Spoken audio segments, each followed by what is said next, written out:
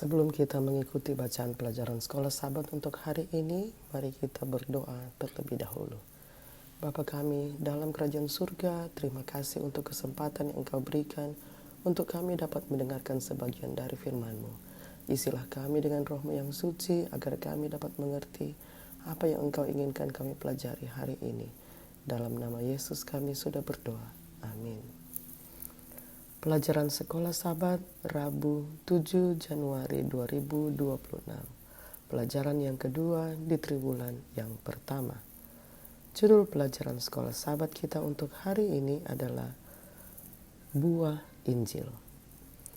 Hubungan Paulus dengan jemaat Kolose berbeda dengan jemaat Filipi. Ia memasukkan mereka sebagai orang-orang yang belum mengenal aku pribadi. Kolose 2 ayat 1. Namun demikian Paulus meyakinkan mereka sebagaimana ia lakukan kepada jemaat Filipi bahwa ia bersyukur kepada Allah karena mereka dan senantiasa berdoa untuk mereka. Bacalah Kolose 1 ayat 3-8. Apakah 3 hal yang membuat Paulus bersyukur kepada Tuhan? Kolose 1 ayat 3-8. Kami selalu mengucap syukur kepada Allah, Bapa Tuhan kita, Yesus Kristus, setiap kali kami berdoa untuk kamu, karena kami telah mendengar tentang iman-Mu dalam Kristus Yesus dan tentang kasih-Mu terhadap semua orang kudus. Oleh karena pengharapan yang disediakan bagi kamu di sorga, tentang pengharapan itu telah lebih dahulu kamu dengar dalam firman kebenaran, yaitu Injil, yang sudah sampai kepada kamu. Injil itu berbuah dan berkembang di seluruh dunia. Demikian juga di antara kamu sejak waktu kamu mendengarnya dan mengenal kasih karunia Allah yang sebenarnya.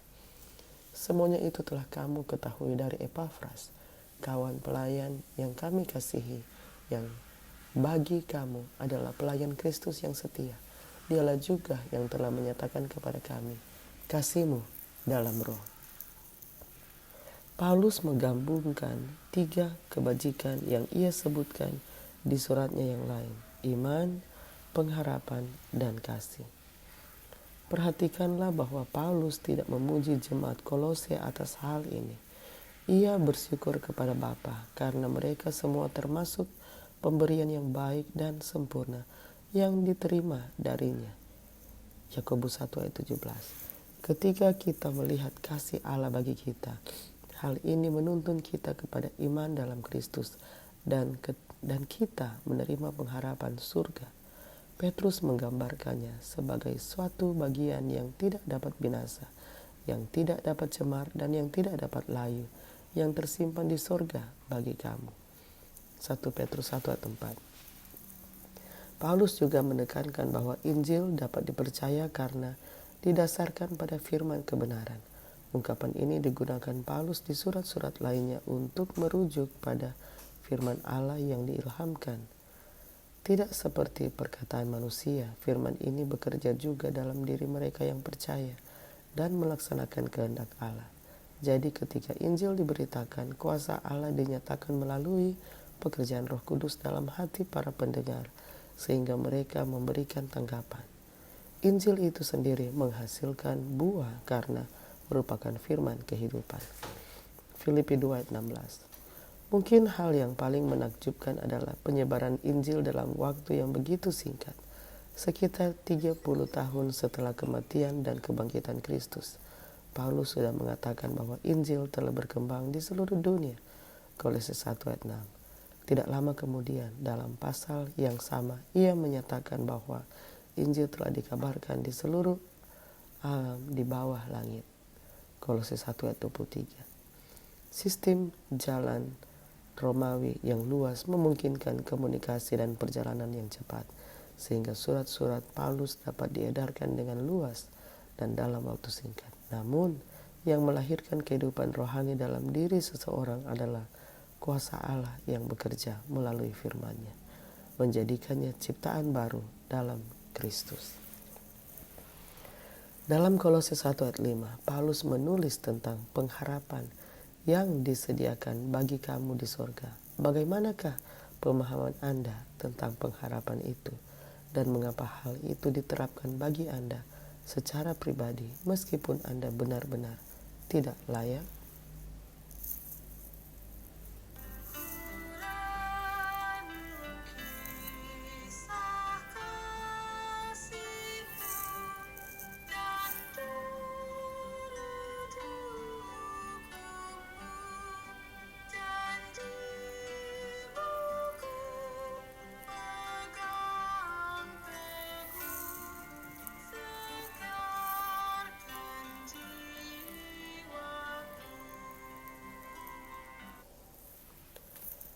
Bapa di surga, terima kasih untuk pelajaran hari ini tentang buah Injil.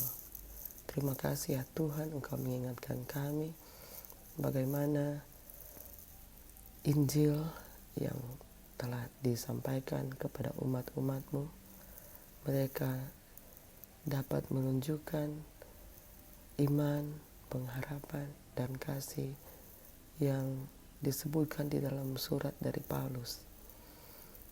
Tuhan, kiranya Engkau dapat selalu menuntun agar kami dapat menghidupkan kehidupan yang Engkau inginkan kami hidupkan.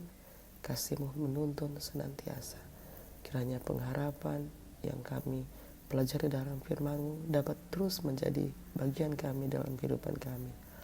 Dan kiranya dapat menuntun kami untuk terus menjadi berkat kepada siapapun yang kami temui dan dimanapun kami berada.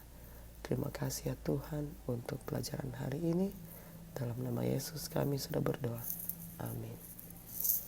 Demikianlah pelajaran Sekolah Sabat Rabu 7 Juni 2026. Sampai bertemu di pelajaran Sekolah Sabat selanjutnya. Tuhan memberkati.